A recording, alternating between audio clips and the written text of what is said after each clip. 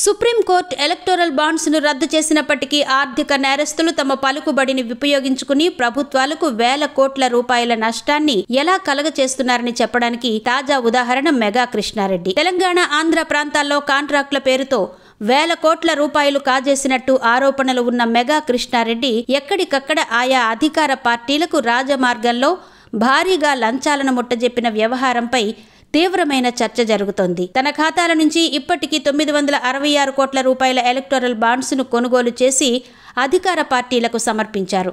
ఇంత పెద్ద మొత్తాన్ని లంచంగా ఇచ్చారంటే మరి ఇంకెంత మొత్తం కాజేశారో తెలుసుకోవడానికి ప్రజలు ఉత్సాహపడుతున్నారు. 12,000 కోట్ల రూపాయల జీఎస్టీని ఎగ్గొట్టడానికే ఈ అధికార పార్టీకి ఎలక్టోరల్ బాండ్స్ ద్వారా ముడుపులు చెల్లించుకున్నారనే ఆరోపణలు బలంగా ఉన్నాయి.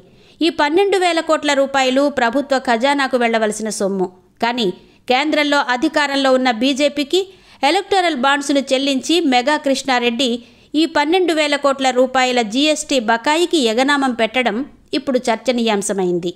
2020 డిసెంబర్ నెలలో హైదరాబాద్లోని GST additional director general Balaji Majumdar mega కంపెనీలకు సంబంధించి 12,000 కోట్ల రూపాయల జీఎస్టీ చెల్లించాలని నిర్ధారించి నోటీస్ పంపారు.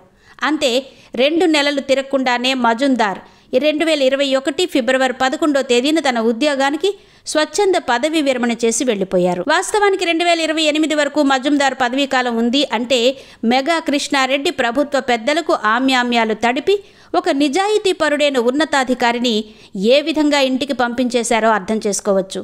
ఇప్పటికీ మెగా కృష్ణారెడ్డి ఈ జీఎస్టీ మొత్తాన్ని చెల్లించలేదు. కేంద్రం ఈ కేసును పెండింగ్లో పెట్టిందంటే అధికార పార్టీకి అందిన ఎలక్టోరల్ బాండ్స్ మహత్యమేనన్నమాట. ఇలా మెగా చేసిన దగా కోకొల్లలు. కానీ ఎలక్టోరల్ బాండ్స్ పుణ్యమా అని ఏ కేసు విచారణకు నోచుకోవడం లేదు. మరి చిన్న చిన్న ఆర్థిక నేరాలకే ఈడీలను, సిబిఐలను పంపే మోదీ వేల కోట్ల రూపాయలు ఎగవేసే మెగా స్కామ్లపై మోదీ ఎందుకు విచారణ జరపడం లేదు అన్నది $1 మిలియన్ ప్రశ్న.